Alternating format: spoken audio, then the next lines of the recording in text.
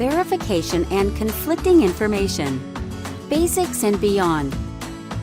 Featuring Matt Brown, Training Officer, Training and Information Services Group, and Virginia Higgins, Training Officer, Training and Information Services Group.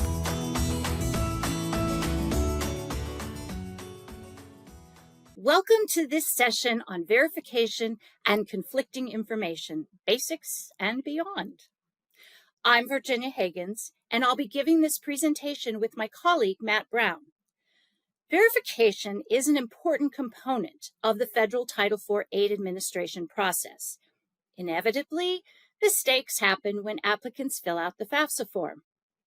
Verification, whether through department or school selection, helps you catch and correct those errors. Schools must also have written policies and procedures about verification, and you can learn more about those policies and procedures in Chapter 4 of the 2024-25 Application and Verification Guide, or AVG.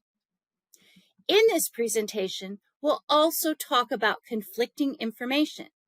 Conflicting information is any data or information that differs from the information your school's financial aid office has that affects a student's Title IV aid eligibility.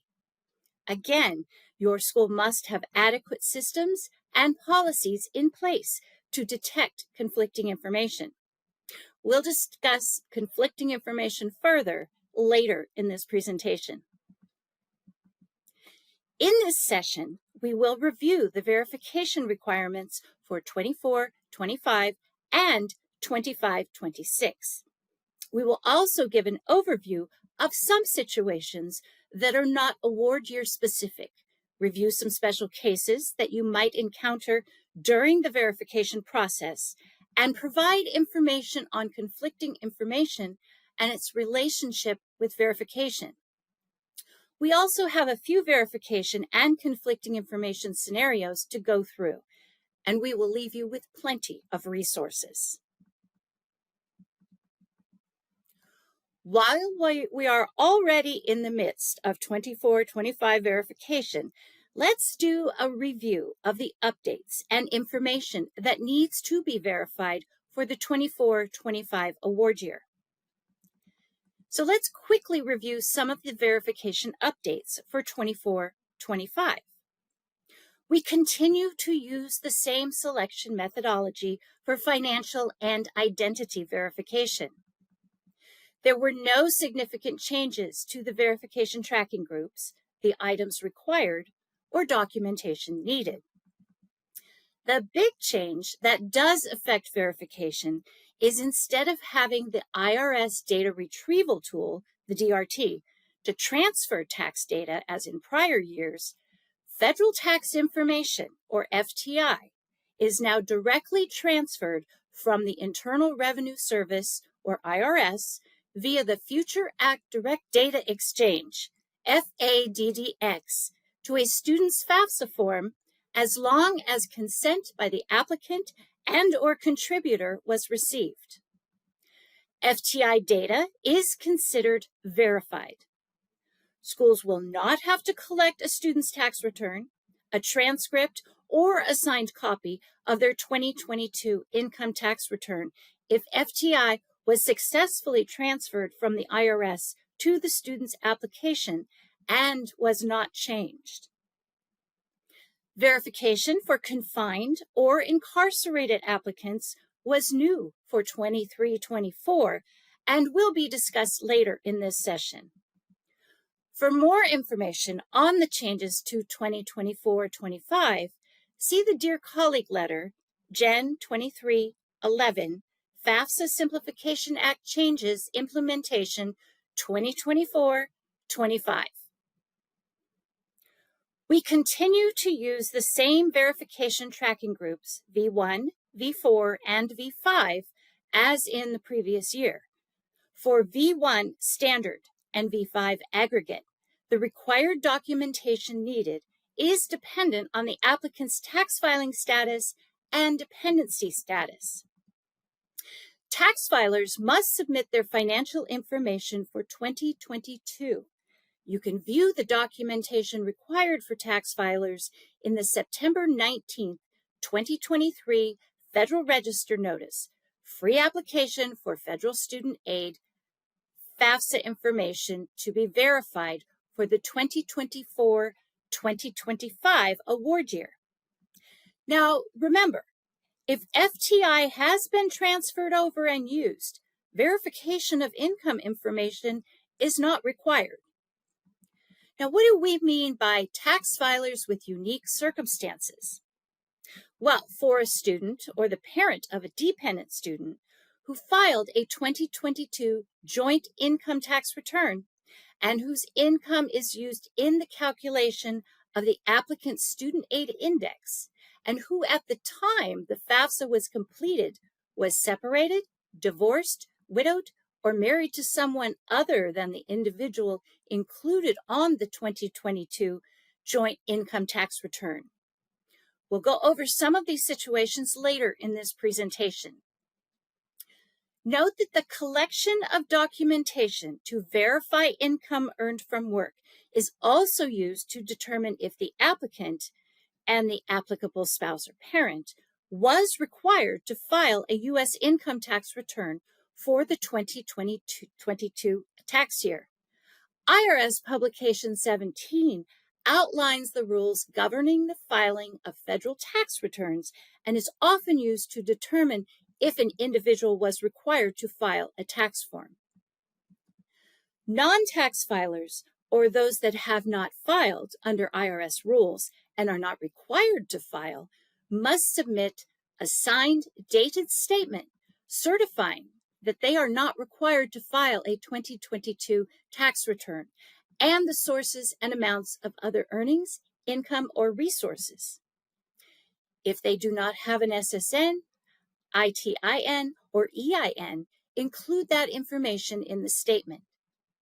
They need a copy of IRS Form W-2 or an equivalent document, and verification of non-filing for individuals who would file a return with a relevant tax authority other than the IRS, dated on or after October 1st, 2023. Dependent students are not required to submit a verification of non-filing. Since family size is based on the number of individuals listed and claimed on the IRS tax return, if transferred directly from the IRS and unchanged, family size does not need to be verified.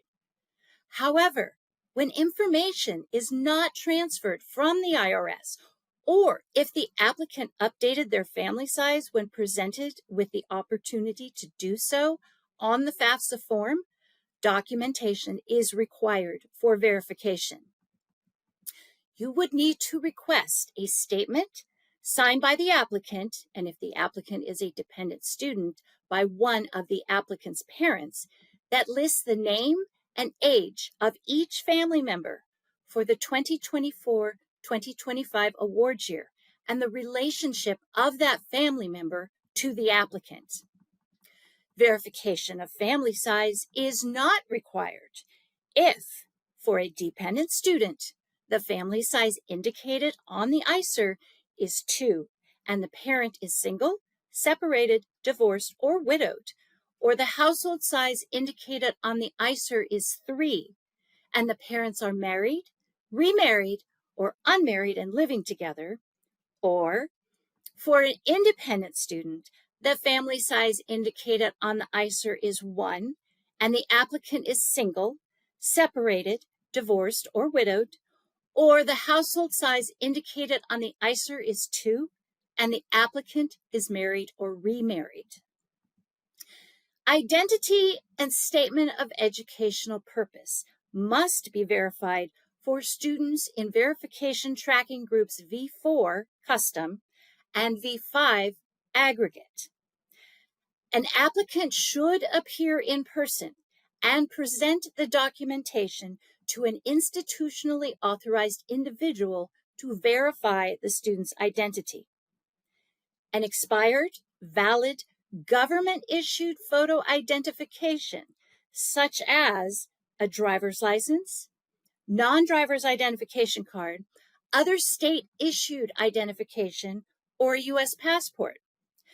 Note that an ID issued by a state university or a college is not acceptable. A military ID is also not acceptable since they are prohibited from being photocopied.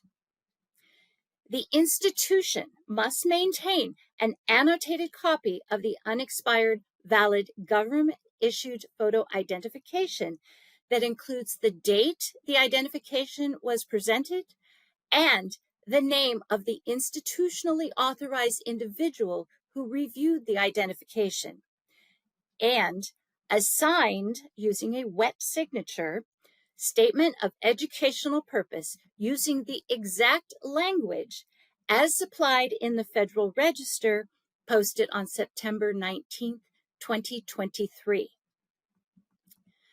After examining the statement, you may convert it to an electronic record. You must keep that or the original for at least the required Title IV record retention period. A student who is unable to appear at your school must go to a notary public and sign the statement of educational purpose.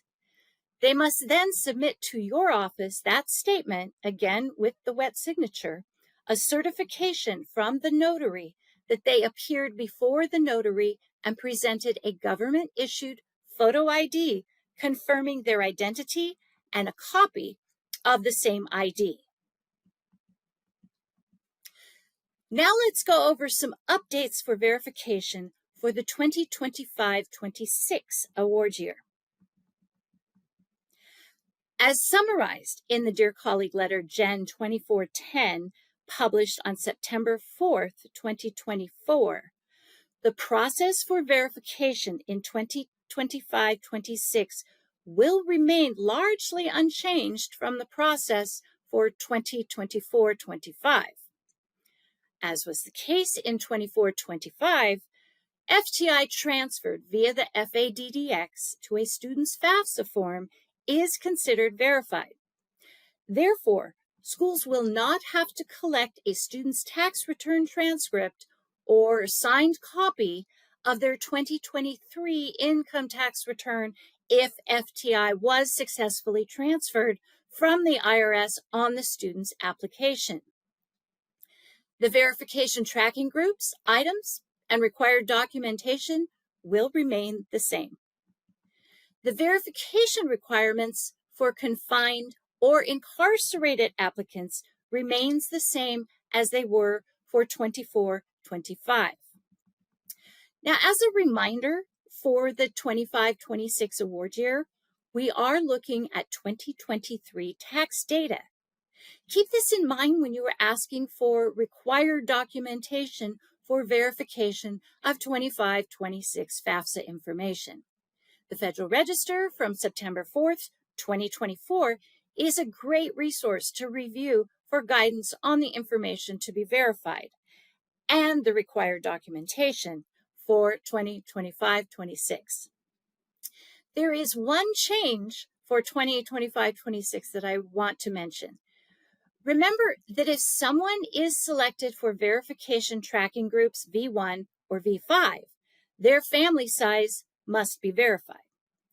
For 25-26, if an applicant manually updates their family size, and if that family size matches with the information that was derived from the FTI, then the applicant's family size does not need to be verified. Now note that this is only true for 25-26, not for 24-25. I will now turn it over to my colleague Matt to walk us through some basic information about verification. Thank you, Virginia. Now we'll go over some general verification information that is not award year specific.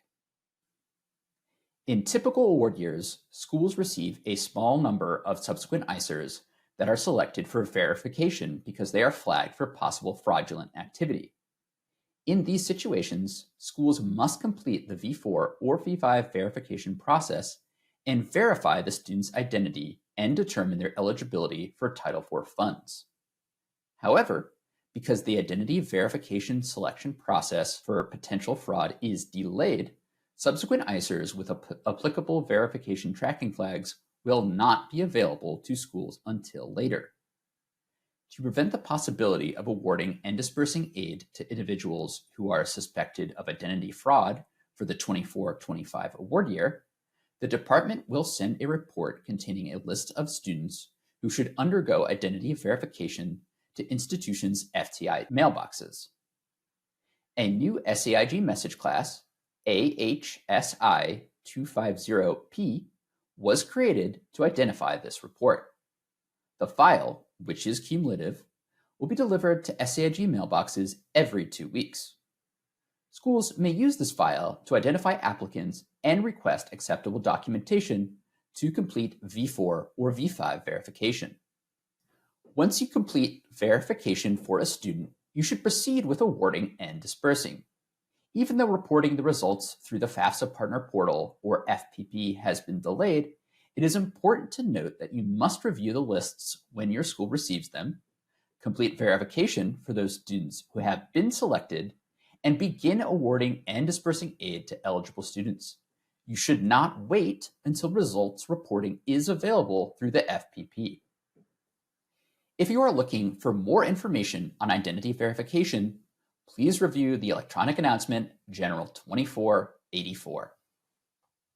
Before we discuss how verification and RTT4 intersect, let's do a quick review of RTT4 deadlines and how they affect verification. Remember that the department sets a deadline for submission of required verification documents. Schools may set an institutional deadline for campus-based and direct loan programs that is earlier than the date established by the department. For Pell Grants, schools may not set an earlier deadline than the one in the department's annual notice. What this means is that if a Pell-eligible student submits their verification documents no later than 120 days after the student's last date of attendance, or by the department's deadline, the school must make any applicable post-withdrawal disbursements, or PWDs, of the student's Pell Grant. With those rules in mind, let's talk about the rules that apply when you are completing an RTT4 calculation for a student who is selected for verification. Let's say a student has withdrawn but has not completed verification. You might not be able to meet the 30-day deadline to offer a PWD of loan funds. Once they do complete verification, which we know they will do, right? You will do the RTT4 calculation and offer any funds as soon as possible. You must also provide the student or parent at least the minimum 14-day response period, or longer if your school chooses, for PWDs of direct loan funds. You must disperse any Title IV grant funds a student is due as part of a PWD within 45 days of the date of determination, and disperse any loan funds a student or parent accepts within 180 days of the date of determination.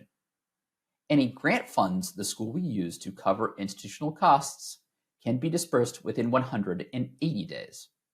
Unless a student subject to verification has provided all required verification documents in time for your school to meet the RTT4 deadline, you will only include those Title IV funds not subject to verification as aid dispersed or aid that could have been dispersed. Now, keep in mind that if a student fails to complete verification, they would only be eligible for unsubsidized Title IV aid.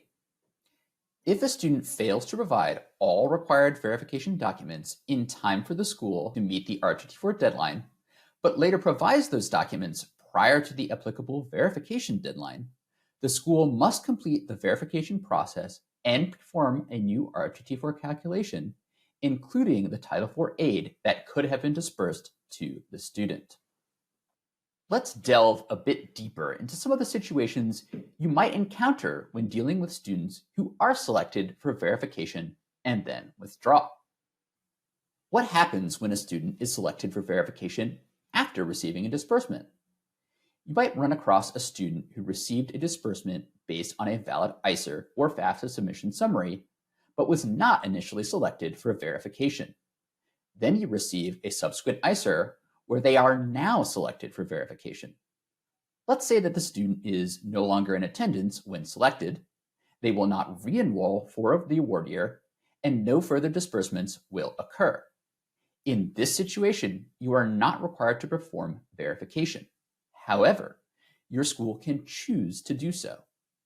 If the student is still in attendance, you must contact the student, request the appropriate documentation, and complete the verification process. You may need to recalculate aid and possibly make adjustments to avoid an over-award or overpayment. What happens when a student is selected for verification after they have withdrawn? If the student does not intend to re-enroll for the award year and no further disbursements will be made, you are not required to complete verification, though you may choose to do so.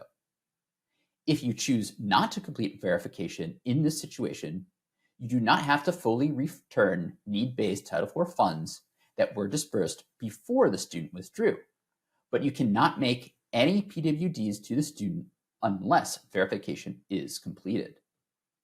If you do not complete verification prior to the RTT4 calculation deadline, you must perform the calculation based on Title IV aid not subject to verification that was dispersed and that could have been dispersed when the student withdrew, and must return whatever the RTT4 calculation requires. If you decide to complete verification, you must recalculate the student's Title IV aid eligibility based on the verified most recent Student Aid Index, or SAI, and take action as applicable. What are those actions? First, if the recalculation results in a reduction of Title IV aid eligibility, the student is responsible for resolving any overpayment of Title IV grant funds. The school should follow the rules in the 24-25 FSA Handbook, Volume 4, that apply to overpayments that are a student's responsibility.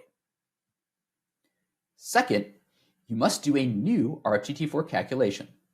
Step 1 of the RTT4 calculation must include all of the Title IV aid for which the student is eligible based on their verified ICER. If verification results in eligibility for additional Pell Grant funds, you should include that additional amount as aid that could have been dispersed. Note that if your school did not originate any more direct loan funds or award any more Federal Supplemental Education Opportunity Grant, or FSATC funds, before the student ceased attendance, you may not include such funds as aid that could have been dispersed. If verification results in a reduction of a student's Title IV aid eligibility, you should only include the reduced amount as Title IV aid dispersed or that could have been dispersed in the revised RTT4 calculation. Third, you must return or make a PWD of Title IV funds as required by the new RTT4 calculation. If your school is required to return more funds than it did under the previous RTT4 calculation, your school should return the additional amounts and make the appropriate adjustments to what reported to the National Student Loan Database System, NSLDS, entered in the Common Origination and Disbursement System, COD, and or referred to the Default Resolution Group. If your school is required to make a PWD, it should do so under the rules described in the FSA Handbook, Volume 5, Chapter 2, in the discussion under Part 1, Post-Withdrawal Disbursements. Note that if the student fails to complete verification in the time allowed by the school, the results of the previous RTT4 calculation stand. What happens when verification is completed before the RTT4 deadline? As mentioned earlier, a school must offer any PWD of loan funds within 30 days from the date of determination and return any unearned funds within 45 days of that date. Remember that late disbursement rules must be met for a PWD to be done. What happens when verification is completed after the RTT4 deadlines? If a student provides all documentation required before the verification deadline, but after an RTT4 calculation has been completed, you must perform a new RTT4 calculation and include all Title IV aid for which the student was eligible for as a result of the completed verification. If their grant funds eligibility has been reduced, use only the reduced amount in the new RTT4 calculation. What happens when verification is not completed?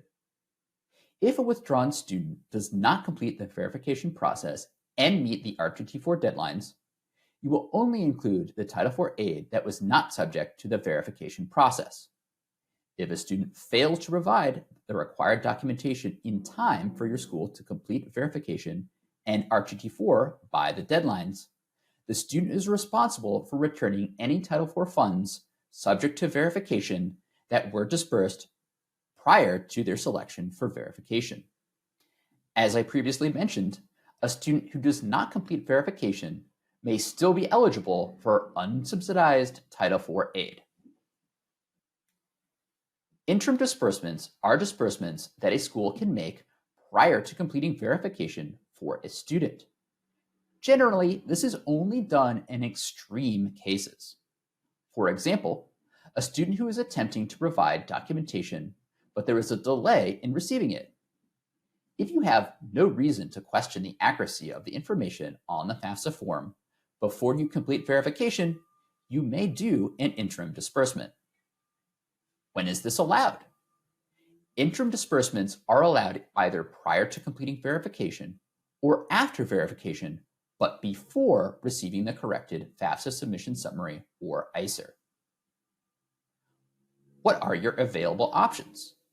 You may make one disbursement of Pell and/or FSEOG funds for the applicant's first payment period. You can permit federal work study or FWS employment for the first 60 consecutive days after the student enrolls for the award year. You can originate, but not disperse, a direct subsidized loan. Now, when we say originate in this situation, we mean that you have originated a direct loan in your school system. It does not mean that you had to have sent it to COD or that they have accepted the origination. If verification does result in changes to the FAFSA information, but you determine that the changes will not alter award amounts, you may, at your discretion, disperse a direct subsidized loan before you receive a corrected valid ICER or FAFSA submission summary. What are the potential issues? What happens if verification is not complete, or if the verification documents change the student's eligibility? Your school is then liable for any resulting overpayment. This is why it is so important that you be very cautious in performing interim disbursements. What effect does an interim disbursement have on an RTT4? The RTT4 calculation imposed no additional liability for interim disbursements made to the students selected for verification. However, the RTT4 requirements do place limits on interim disbursements that can be made to students selected for verification who have ceased attendance. A school may not make an interim disbursement to a student after the student has ceased attendance. It is extremely important that your school has a process for dealing with subsequent ICERs. How will you be notified that a subsequent ICER has been sent, and what actions will you take to evaluate subsequent ICERs? Subsequent ICERs have the potential to create over awards, under awards, or overpayments. Before we talk about the relationship between verification and special and unusual circumstances, let's remind ourselves what these two types of circumstances are. A special circumstance is a situation that justifies a FAA updating data elements in the cost of attendance, COA, or Student Aid Index, SAI calculation. If the student provides sufficient supporting documentation, a FAA can make a professional judgment, PJ, based on a special circumstance. An unusual circumstance refers to conditions that justify a FAA updating a student's dependency status based on the student's unique situation. A FAA can make a dependency override based on an unusual circumstance if the student provides appropriate documentation. With those definitions in mind, let's talk about verification as it relates to special and unusual circumstances. Let's say that you have a student who was selected for verification and that the student also requests a PJ based on their special circumstance. In this situation, you must complete the verification first before exercising the PJ. This ensures that you are working with correct and accurate information before you make a PJ. Note that this is true regardless of if the student was selected for verification by the department or by your school. Something to also keep in mind is that you can complete verification and make a PJ on the same transaction in the FAFSA partner portal. Also, after you make a PJ, remember to set the PJ flag in FPP. Another important relationship between verification and professional judgments is that you don't have to verify information that you will entirely remove from a student's ICER as part of your PJ. For example, if an independent student separates from their spouse after completing the FAFSA form, and both the student and spouse filed separately, you may decide to use a PJ to remove the spouse's income from the FAFSA form. You do not have to verify the spouse's income prior to removing it. Now, what if you want to do a PJ for a student who is not selected for verification by the department? Does your school have to select the student for verification before doing the PJ? The answer is no. Professional judgments do not require that you verify a student's application if they were not already selected for verification by your school or by the department. The last thing I want to mention is related to the definition of an unusual circumstance. If a student's parents refuse to provide information on the FAFSA form or verification, this does not qualify as an unusual circumstance and therefore does not merit a dependency override. For more information on what situations do and do not qualify as an unusual circumstance, please review Chapter 5 of the 24-25 Application and Verification Guide, or AVG. Verification is sometimes confused with the requirement to verify other types of documentation. For example, verifying a student's veteran status or verifying information for a student who has answered yes to question 7 on the FAFSA form, indicating they have an unusual circumstance. These examples are not the same as documenting for verification purposes. The requirements for verification when selected by ED are specific, as Virginia referenced on slide 5 and as discussed in Chapter 4 of the Application and Verification Guide. If your school chooses to select a student for verification, you may request the same documents as the department or request different documentation from the student. So what types of situations are you required to document or verify? Other than requesting documentation to support a PJ decision or information to verify conflicting information, most of the time you'll be requesting documentation to verify dependency status. Let's go over some of those situations that determine dependency, how to verify them, and whether you must verify them. In both situations discussed on this slide, veteran status and accompanied homeless youth or at risk of homelessness, schools are required to review and make a determination if the status has not been confirmed or documented by an authorized official. Let's begin with veteran status. If a student indicates they are a veteran on the FAFSA form, the FPS will perform a match with the U.S. Department of Veterans Affairs, or the VA, to confirm that status. If the match is confirmed, the student is considered to be independent. For individuals who state that they are a veteran for dependency purposes, but the VA did not confirm that status, a school will need to request documentation. If the VA match issue is due to an error in the VA's database, the student will need to contact the VA to correct that error. Typically, a school will request a DD-214 showing that the student's character of service is anything other than dishonorable. There are situations where a letter from a superior officer will suffice. This is explained further in the Student Contributor section of Chapter 2 of the AVG.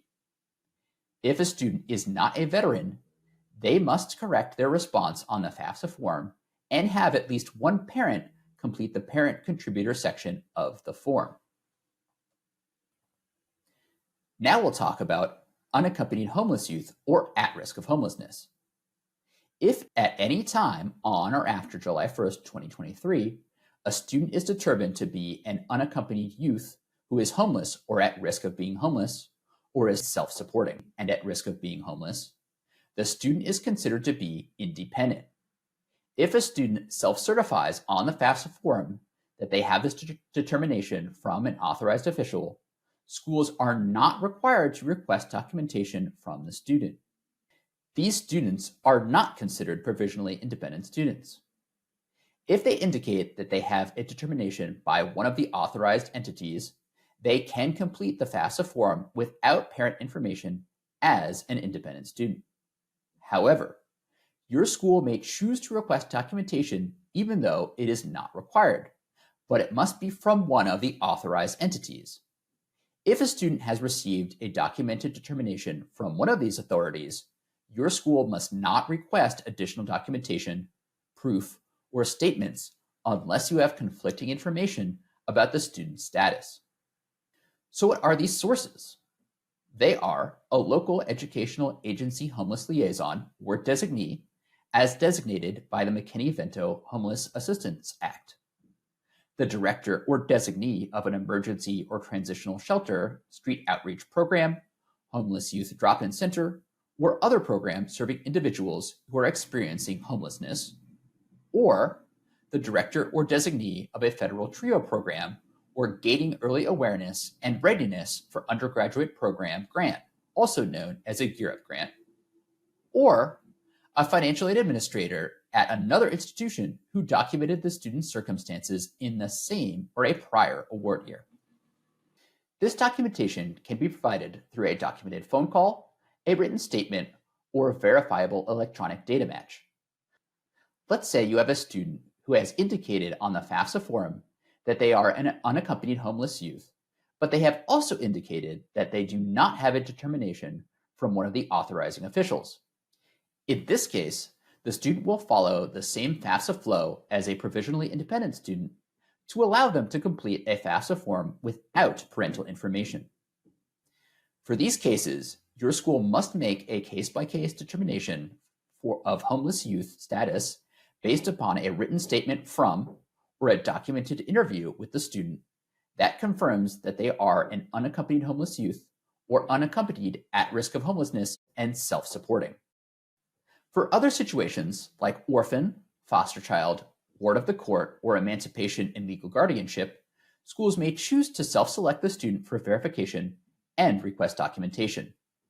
You should state in your school's policy if documentation is required for these situations. Let's first talk about examples involving orphans, foster children, or wards of the court. If a student states on the FAFSA form that they are or were at the time after reaching the age of 13 an orphan, foster child, or ward of the court, you may request documentation to confirm their status. If your school does require that a student provide documentation, you must consider any of the following documentation to be adequate. Submission of a court order or official state documentation that the student received federal or state support in foster care, or a documented phone call, written statement, or verifiable electronic data match from a state, county, or tribal agency administering a program under Part B or E of Title IV of the Social Security Act, or a state Medicaid agency, or a public or private foster care placing agency or foster care facility or placement. Also adequate are a documented phone call or written statement from an attorney, guardian ad litem, or court-appointed special advocate, or verification of the student's eligibility for an educational and training voucher under the John H. Chaffee Foster Care Program under Section 477 of the Social Security Act, or a documented phone call or written statement from a financial aid administrator who documented the student's circumstances in the same or a prior award year. Now let's talk about emancipation or legal guardianship. Students are independent if they are or were, upon reaching the age of majority, emancipated minors or in legal guardianship as adjudicated by a court of competent jurisdiction in the state of legal residence. The emancipation must be determined by a court, not by an attorney, and court documents would be proof of this claim. Students placed in legal guardianship to their parents are not considered independent for Title IV purposes. Before I close out of this section, let's go over some verification data. As of September 30th, 2024, 90.7% of applicants used their federal tax information, FTI, on the 24-25 FAFSA form. Using FTI is equivalent to financial verification. While we do not provide detailed information on verification selection criteria to prevent against fraud, we can share that the verification selection rate for 2024-25 was historically low and will remain low for 25-26. All right, I'm now going to turn it back over to Virginia to cover special verification cases. Thank you, Matt. As we all know, not all students are going to fit neatly into the box. There are special cases when it comes to verification, and for the next few slides, we will discuss some of the situations where additional scrutiny is required. Some of these special cases have not changed for the 24-25 or 25-26 award years when it comes to the verification requirements, such as exemptions, individuals with filing extensions, verification following disasters. So we won't be covering those here. But if you need information on these situations, check out the FSA Handbook, Application and Verification Guide, Chapter 4.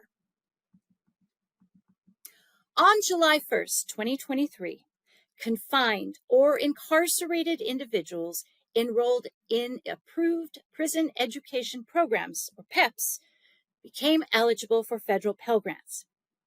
Confined or incarcerated students, as indicated through the incarcerated applicant flag, who are selected for verification are only required to verify their identity and submit a signed statement of educational purpose if selected for verification tracking group 4, V4, or V5. Schools are not required to verify a confined or incarcerated student selected under verification tracking flag V1. Information on PEP programs and requirements, fact sheets, Federal Register notices, DCLs, and EAs, as well as application materials, including the FAFSA for incarcerated students, are all available on the Knowledge Center under Topics.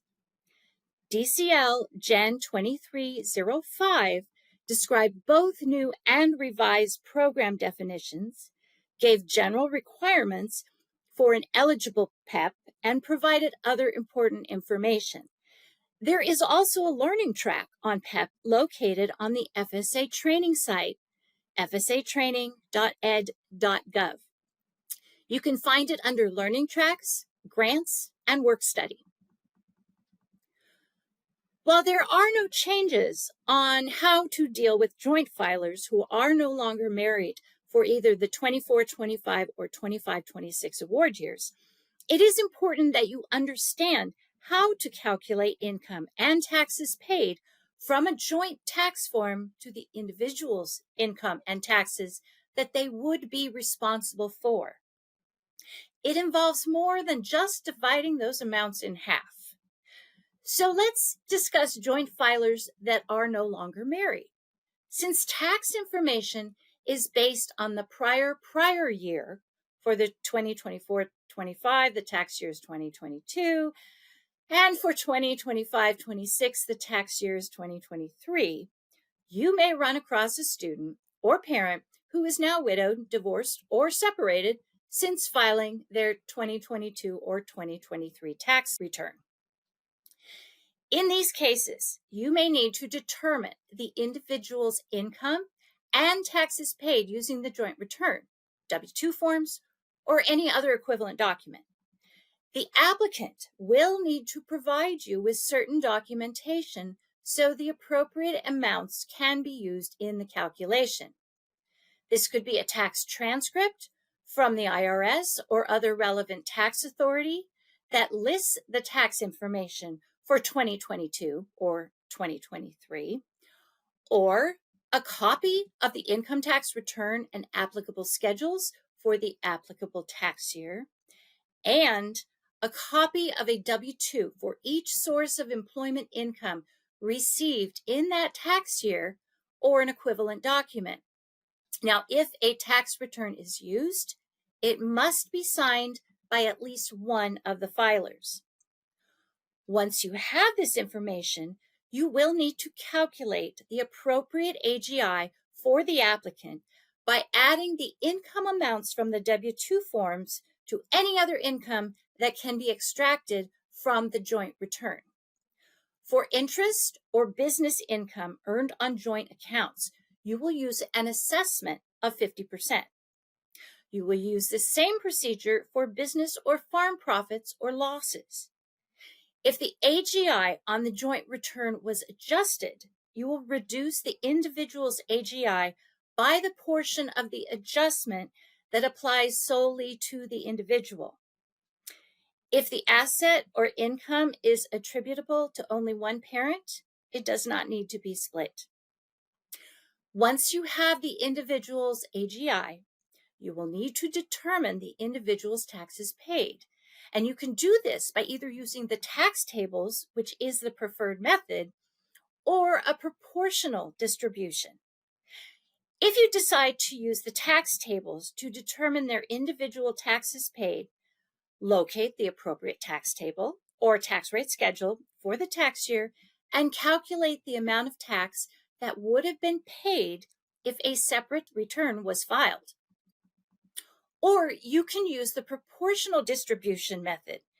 If you use this method, you would need to determine what percentage of the joint AGI was attributed to the individual and then assess the joint taxes paid by that same percentage. Now, more information on special tax situations can be found in Chapter 4 of the Application and Verification Guide in the section called Special Cases. Students or parents who file an amended return, IRS Form 1040X, and provide consent and approval to retrieve FTI will not have their amended information transferred to the FAFSA form. Only original information will be transferred via the FADDX. There is no indicator on the FAFSA form to let you know the student or parent has amended taxes. Therefore, that original data may be inaccurate.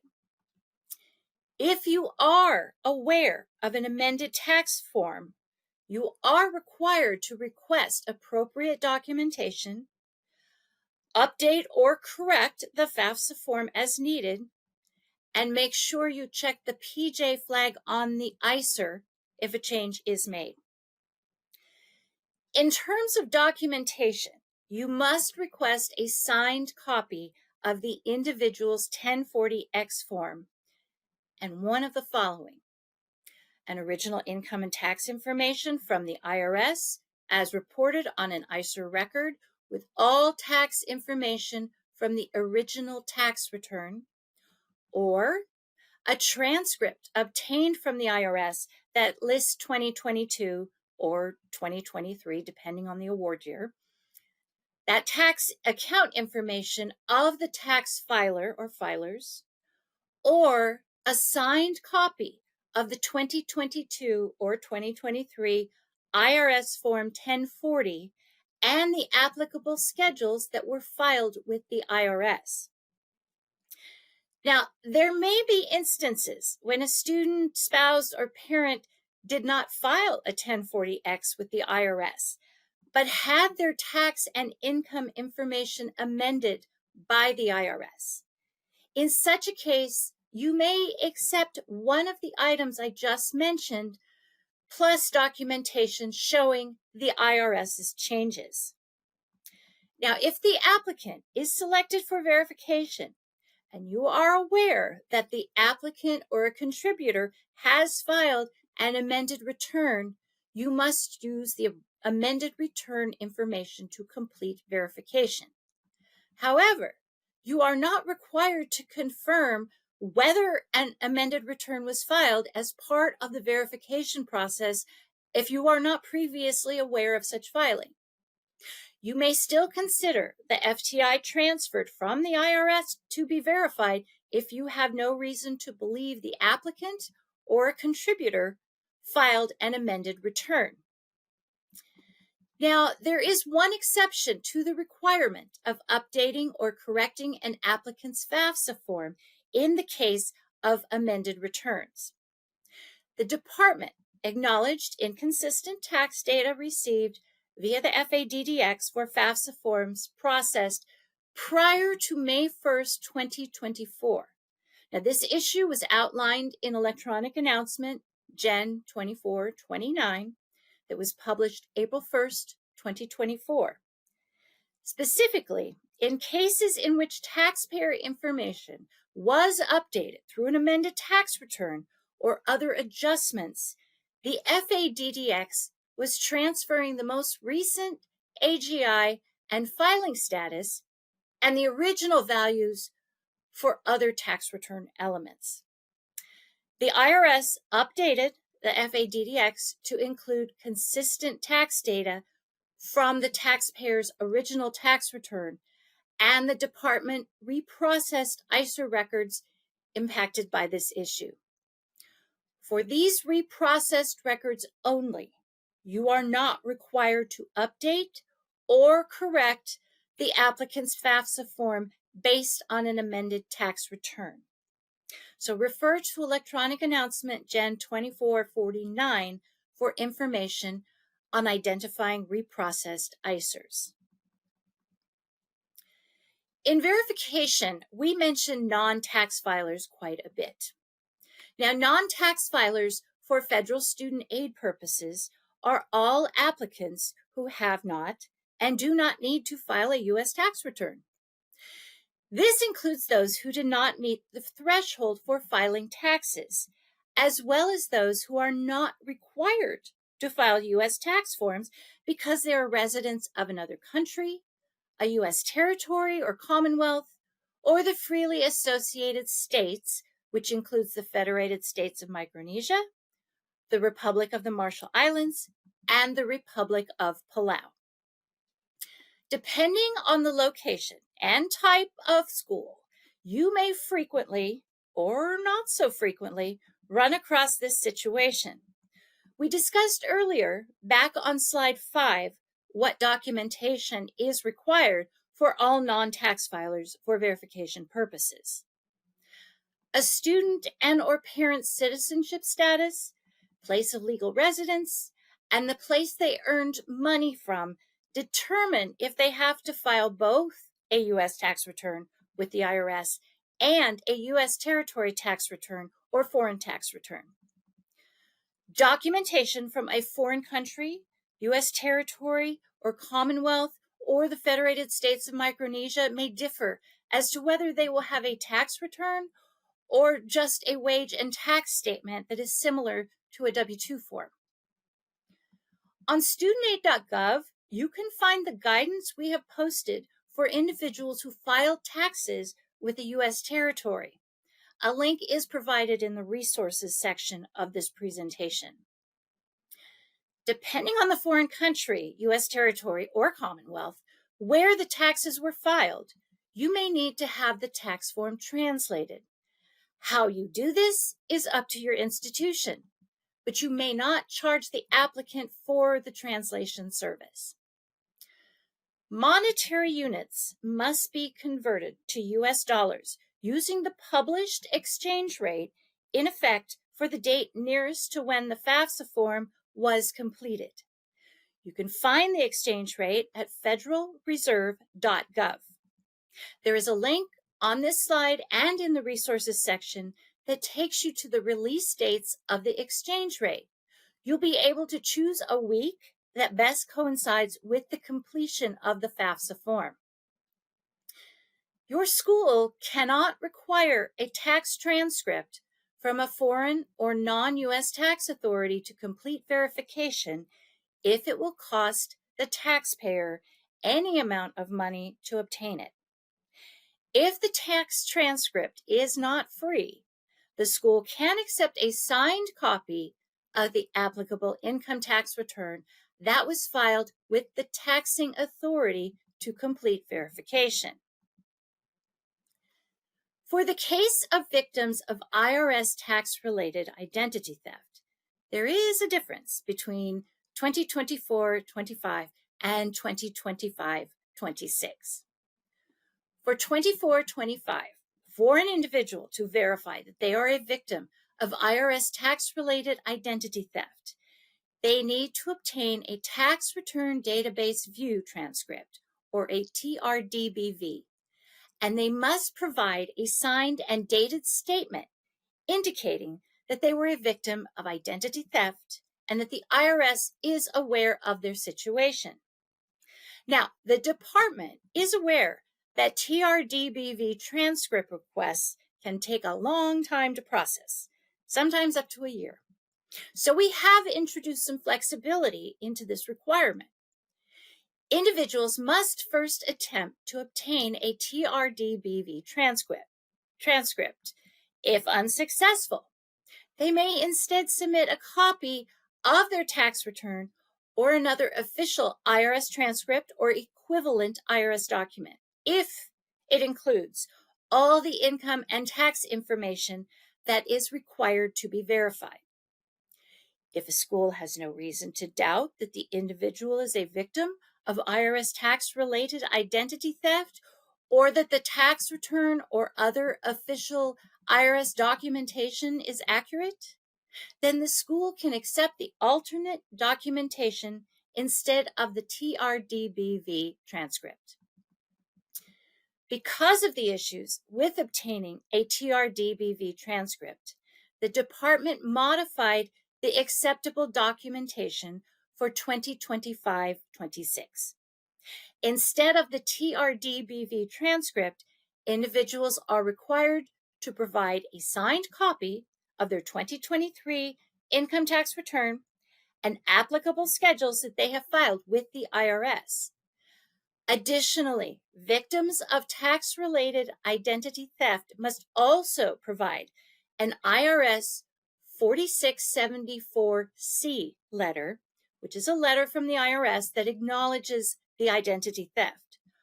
Or, instead of the IRS 4674C letter, they can provide a signed and dated statement that indicates they were a victim of IRS tax-related identity theft, and the IRS is aware of the situation.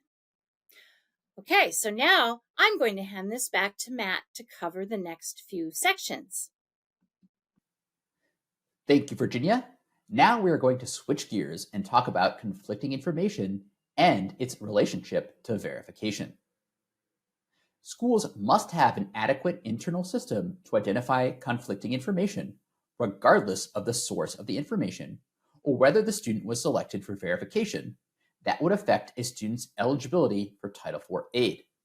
Schools must resolve conflicting information except for when a student is no longer enrolled and will not re-enroll in their school or program of study, or if the student dies during the award year.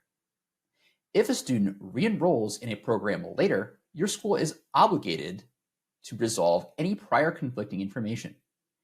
Keep in mind that your school may need to resolve conflicting information from previous award years, not just the current one. If your school identifies any conflicting information that may affect a student's eligibility, or if you have reason to believe that the information on a student's FAFSA application is incorrect, you must resolve any and all discrepancies before dispersing Title IV funds and before making a professional judgment. If your school discovers discrepancies after dispersing Title IV funds, you must reconcile the conflicting information and take the appropriate actions according to the requirements of the program. For example, funds may need to be returned. Some examples of conflicting information include questions regarding a student's high school diploma, academic progress, enrollment status, or tax filing status. Conflicting information may also come from other offices at your school, such as admissions, the registrar, or academic affairs. This is why we reiterate in our trainings that communication between offices is a critical component of institutional eligibility. And we always like to remind folks, financial aid is a team sport.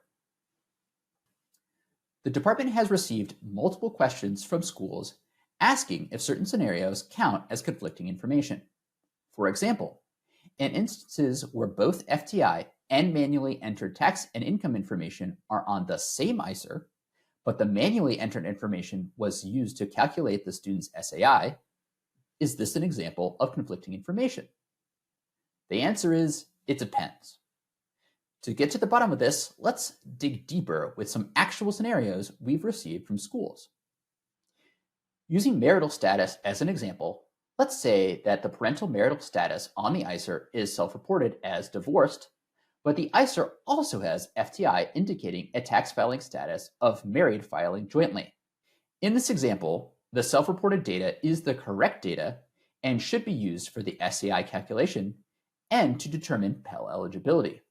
Also, the manually entered information is not conflicting information. Some schools have observed situations where an applicant or contributor who had FTI data reported on their ISER also manually indicated that they did not file a U.S. tax return in 2022. Because of the manually entered non-filing status, the FPS will not use the FTI data for the SAI and Pell eligibility calculations.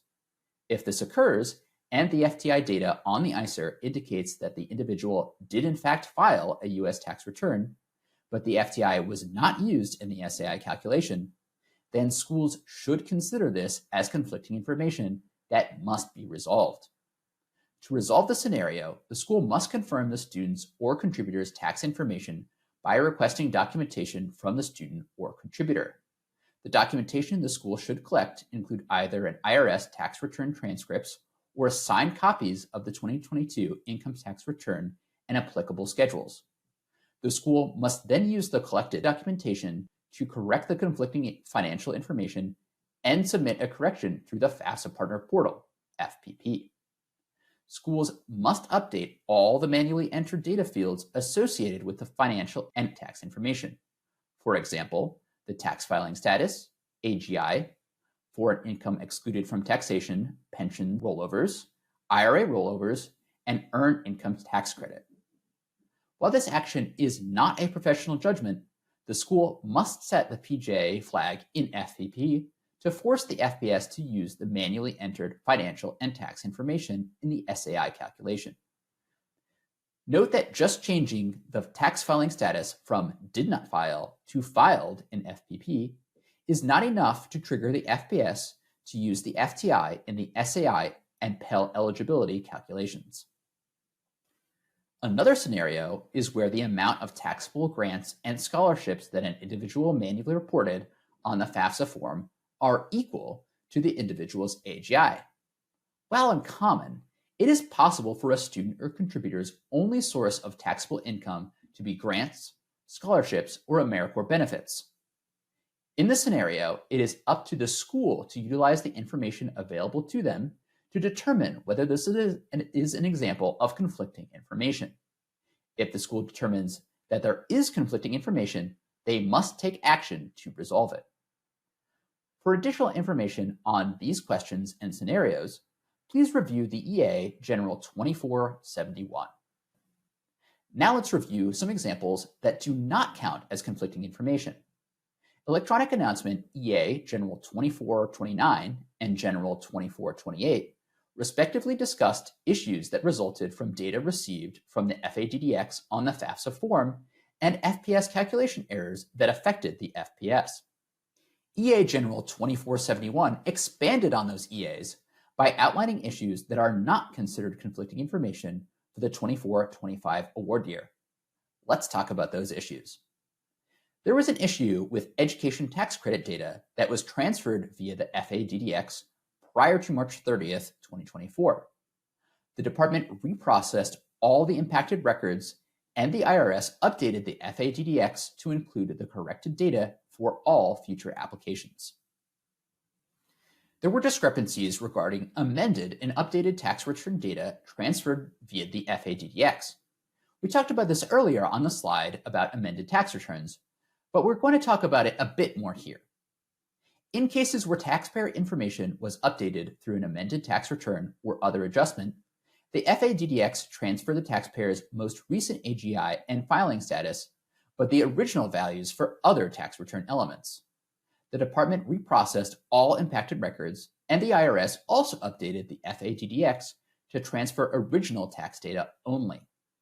This means that the FATDX will not include amended or updated tax data. Additionally, ICERs will not include an indicator that amended or updated tax data is available. Now, while institutions are not required to determine whether taxpayer information on the FAFSA form was amended before awarding or dispersing Title IV aid, if your school becomes aware that amended tax information exists for a student or their contributors, your school must treat those circumstances as conflicting information that must be reviewed and resolved.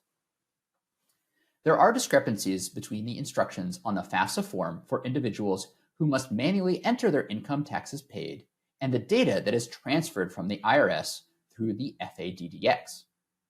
For specific information on these inconsistencies, review EA General 2429. The department will amend the FAFSA instructions to align with the data definition used by the FATDX. However, this correction will not occur until the 25-26 FAFSA cycle.